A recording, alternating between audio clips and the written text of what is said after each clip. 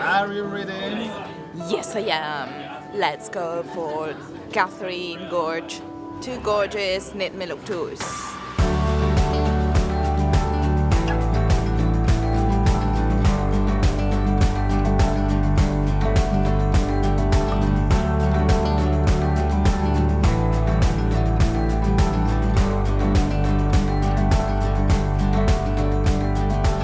Buongiorno amici, benvenuti in questo nuovo video, in questa nuova avventura odierna. Oggi ci troviamo nel Nitmiluk National Park, un altro parco naturale qui nel Northern Territory.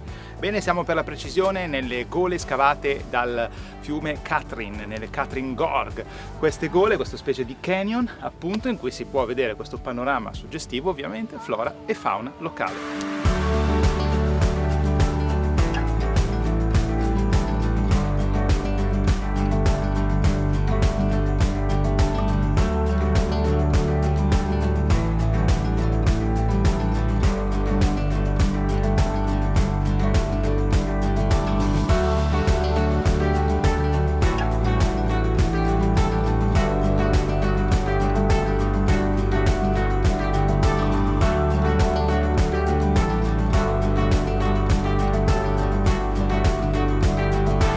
Ci sono tante gole, una di seguito all'altra, che si possono anche raggiungere facendo dei pezzi a piedi sulle rocce. Sono veramente spettacolari per la flora, la fauna e non solo, per lo spirito che abita, popola queste gole. Infatti, secondo la popolazione Jawin, è importante rispettare il luogo e gli spiriti del luogo, non spostare, non danneggiare questi luoghi, perché ci sono anche spiriti cattivi che poi possono, tra virgolette, vendicarsi. Bellissimo notare come in alcune zone di spiaggia lì siano aree protette perché i coccodrilli di acqua dolce vanno a deporre le uova quando la temperatura della sabbia è intorno ai 30 gradi. Bellissimo il racconto della guida, quindi se vi capita di venire da queste parti, have a try on the cruise. Ci sono delle crociere veramente belle, 2 gole, 3 gole o anche di mezza giornata o serali, spettacolari, che vi raccontano della flora e della fauna.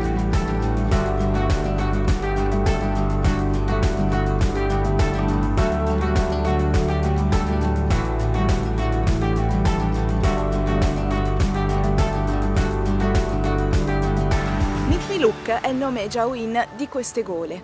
Nitmiluk nasce da Luk, che è luogo, e Nitmi nasce dal verso della cicala Nit Nit Nit, che è la figura ancestrale del tempo dei sogni Nitmilil udì quando si recò in queste zone.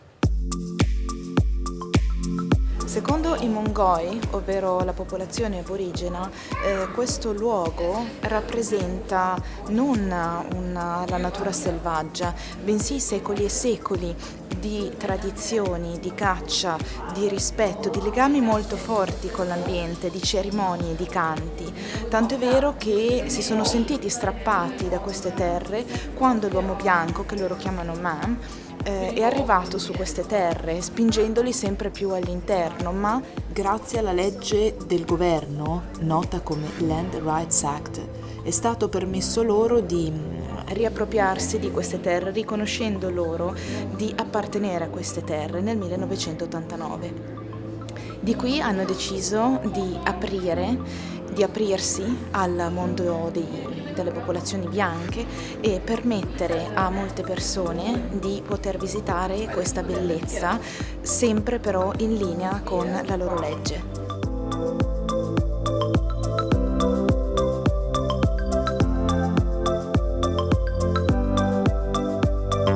Il fiume Catherine dà anche il nome alla città, alla principale città di questa regione all'interno dei Northern Territory. Noi stiamo appunto attraversando questa cittadina. E in verità il nome Catherine è il nome della figlia del finanziatore, dell'esploratore John McDougall Stewart, che completò l'attraversamento del continente da nord a sud fino ad arrivare ad Adelaide nel 1862. Cioè praticamente Stewart, per ringraziare così il suo anfitrione, battezzò questa regione, diciamo, con sì, il nome di sua perché figlia. disse di non aver trovato nulla di così ricco ed importante, nessun giacimento, quando effettivamente aveva trovato tutto, secondo le popolazioni del luogo. Giusto il tempo di dire queste due cose qui, la città è finita, perché nonostante sia la principale città di questa piccola regione all'interno, appunto, che poi non è una piccola regione perché forse è la più grande regione all'interno dei Northern Territory, però la cittadina è veramente piccola, le case sono basse, ha un piano quasi... E alcune in lamiera. Esatto, quasi tutte in lamiera. È abitata per lo più dalle popolazioni aborigene locali. Esatto, e niente, praticamente la città è finita, non ci sono cose storiche in questa città, ci abita gente, non si sa cosa faccia questa gente, e Bye niente, bye! la città è finita.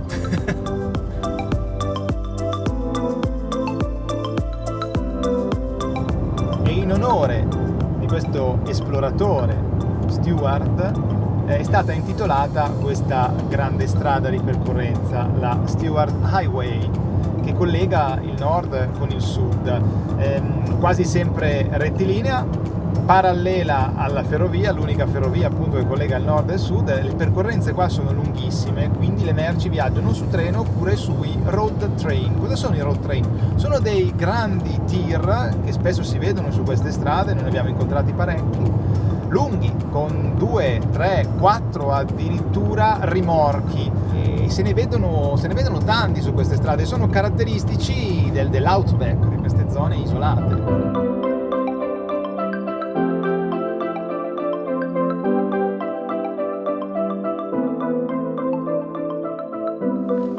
Oggi stiamo percorrendo davvero tanti chilometri, ma centinaia di chilometri senza proprio scherzare, perché passiamo da un parco a un altro parco. Siamo qui alle soglie, all'ingresso del Litchfield National Park, un altro di questi grandi parchi nazionali che si trovano qui nel Top End. E adesso vedremo cosa ci offre questo parco. Tra l'altro, una piccola curiosità è che molte delle strade che stiamo percorrendo nella stagione umida non sono percorribili perché vengono allagate dall'innalzamento dei corsi d'acqua. Viceversa, nella stagione secca c'è il pericolo di incendio con cartelli che lo evidenziano, come oggi.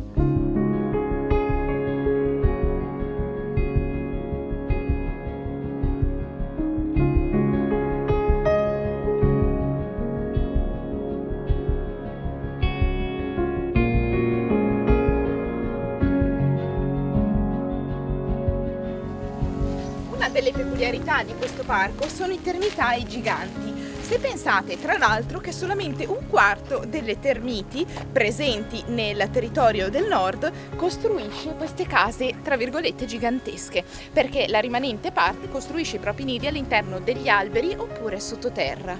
Ed è un'architettura veramente gigantesca se pensate che una termite è lunga 5 mm. Vengono anche chiamati in questo parco termitai magnetici, in quanto sono disposti lungo l'asse di orientamento nord-sud per limitare le escursioni termiche, proprio come i nostri palazzi. Pensate, l'uomo ha proprio imparato qualcosa di positivo dalla natura.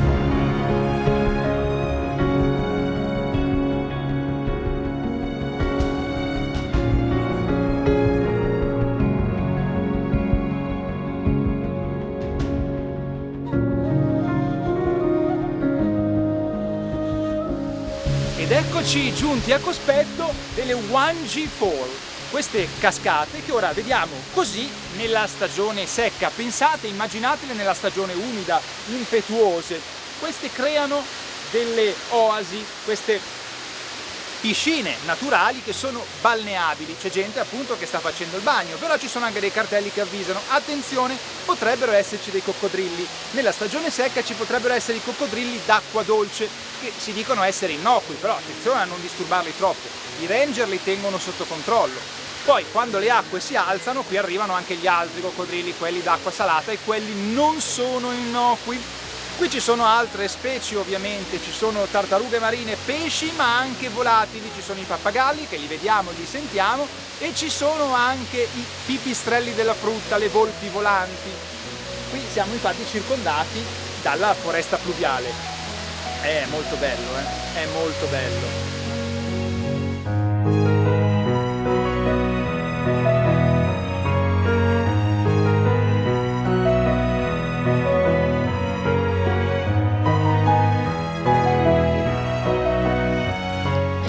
sono tantissimi.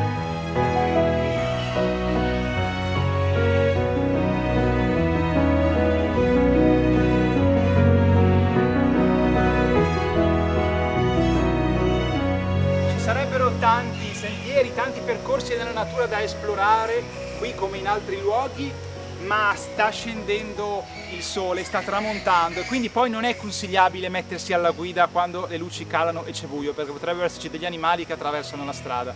Quindi questo video si conclude qua. Noi vi salutiamo, ci vediamo nel prossimo quando lasceremo i Northern Territory per un'altra destinazione in Australia. Iscrivetevi al canale, commentate e ciao ciao!